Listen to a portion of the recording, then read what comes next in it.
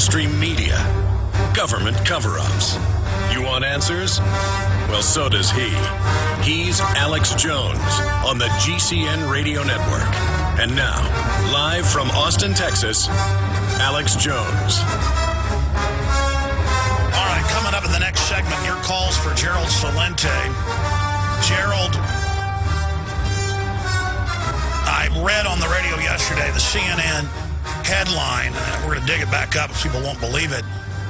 9/11 first responders barred from 10th anniversary ceremony. And we were able to find another article. What's the source of that? That's Fox News.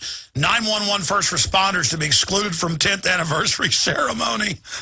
The actual heroes. Either way you slice what really happened on 9/11, these men and women are heroes that went in and tried to save people, and so many of them died.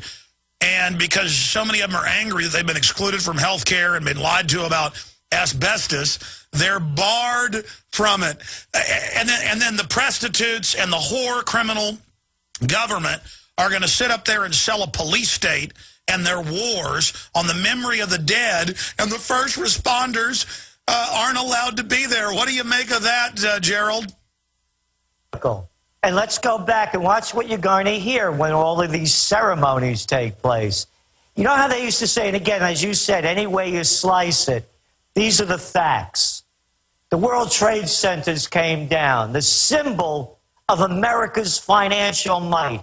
Hey, Alex, take a look at the Dow as we speak. It's at 2,000 levels. Guess the terrorist won. Oh, Alex, here's another one for you. 10 years later, they still haven't rebuilt the damn thing.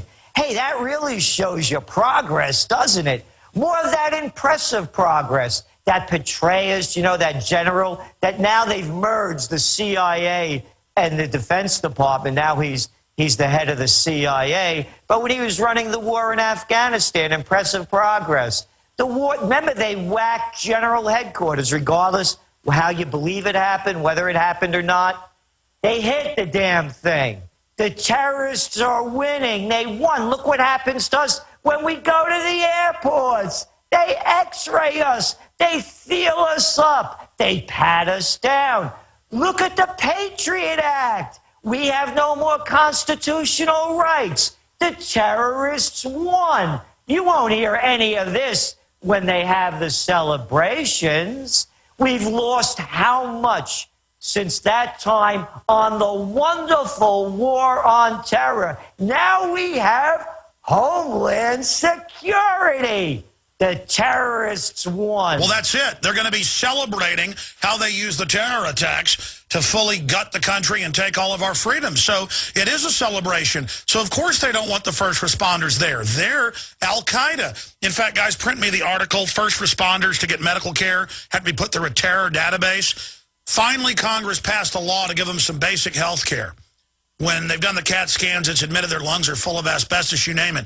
But they have to go through a terror database every time before they get health care like they're terrorist. Again, this is what happens. It's the merger of state and corporate powers. Fascism has come to America.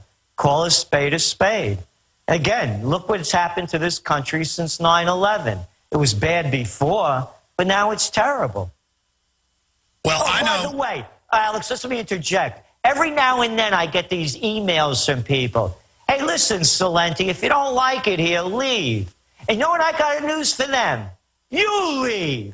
You're the guys that are screwing the joint up. You're the ones that are changing the Constitution. Don't tell me to leave, Jackson. You pack up your gear with the rest of your fascist buddies and go someplace else where you'll feel at home. I love it. Absolutely. I defend the Bill of Rights and Constitution. And then people say, if you don't love it, leave it. I'm trying to defend what America's supposed to be. They're bringing in all this alien, anti-freedom garbage and telling us to shut up and take it, Gerald. So absolutely, pack your stuff up, go to a deserted island, and you vampires can all feed on each other. Oh, but you don't want that. You want to suck this country dry first. We're in a race to kick the globalist out of here. Gerald, stay there. I want to get your take on Libya and then go to phone calls on the other side. Stay with us.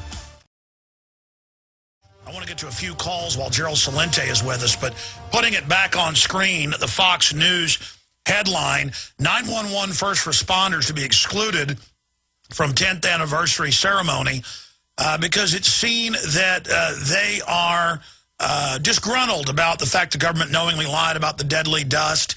Well, you shouldn't have believed the government, guys. And that it's seen that they're hostile to the government now. Now, when I've been down at Ground Zero a couple years after it happened and was saying 9/11 was an inside job, about half the folks were getting mad at me, firemen, police, folks like that.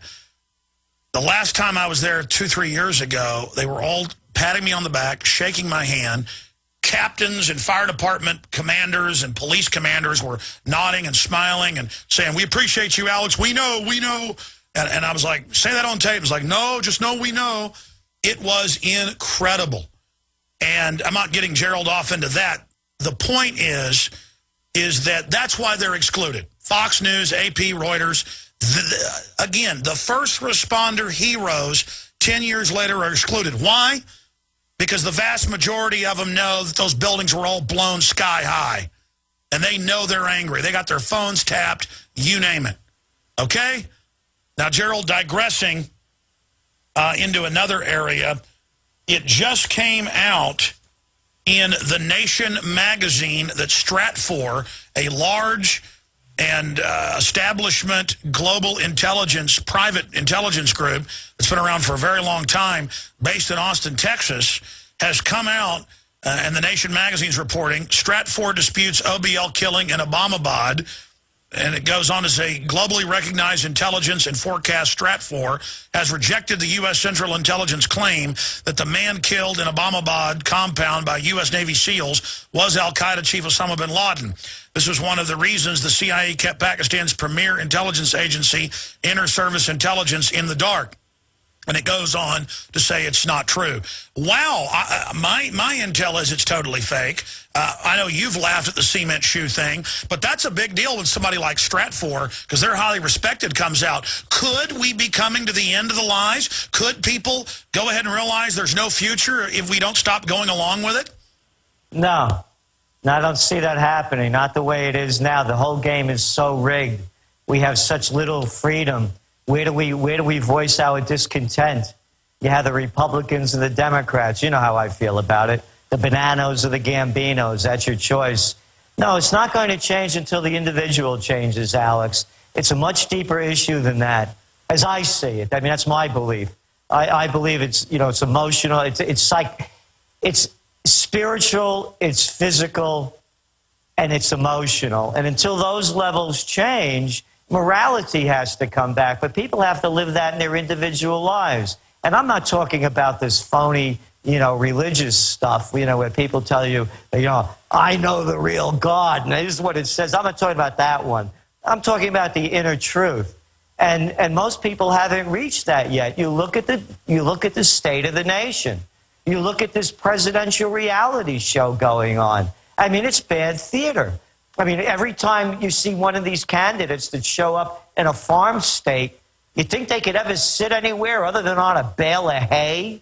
And the people keep buying this baloney. So it's until the individual changes. There's that wonderful Hindu saying, when the student's ready, the teacher appears.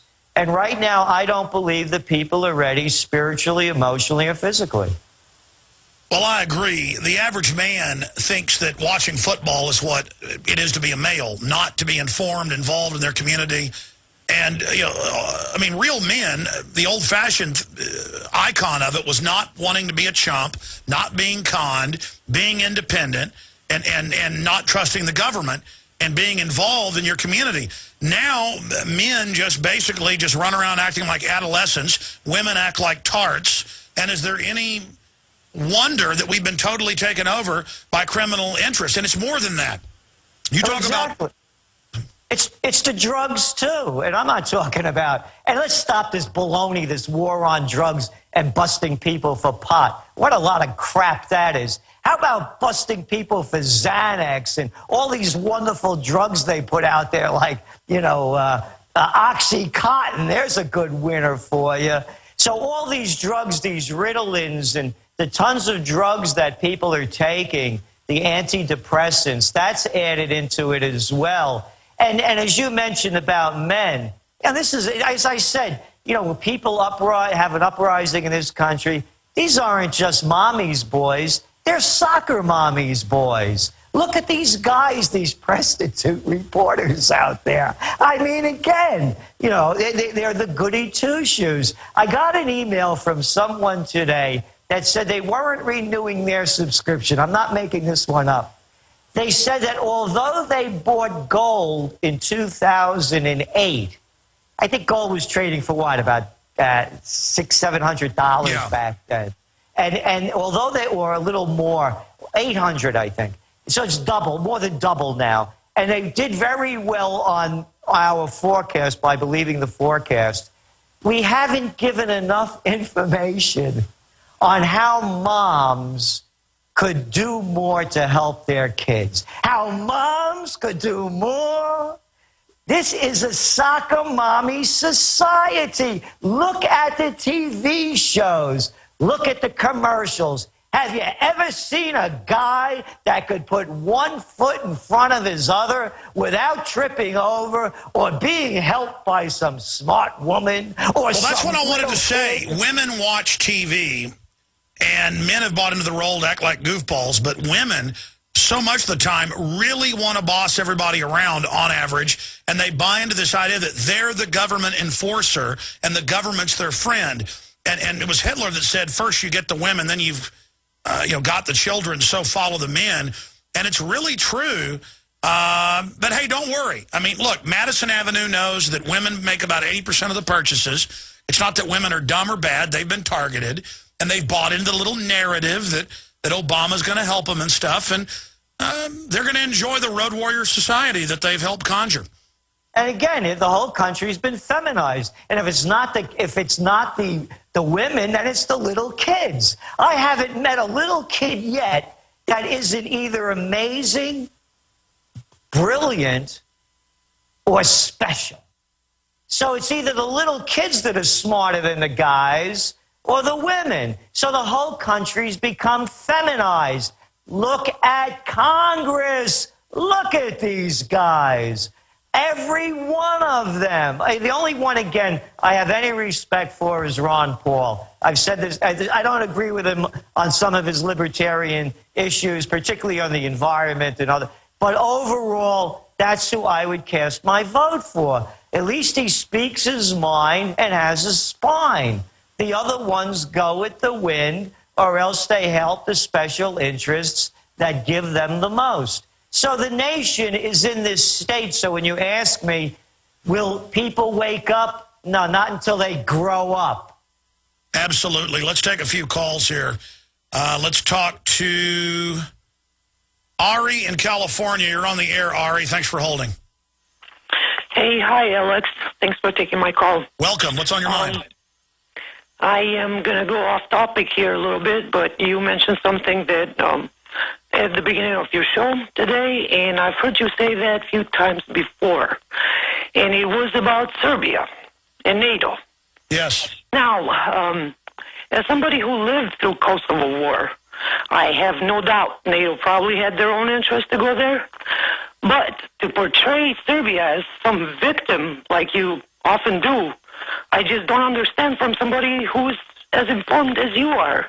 No, I'm not saying that Tito before was some great guy, and I understand that both sides, everybody was killing each other. I don't have any Serbian background, so I don't have a dog in the hunt here. What I was saying is just like Libya, they're going in, creating a civil war. They did fund Muslim groups out of Albania to attack the Serbs. I'm talking about that end of the war when NATO then came in and used depleted uranium.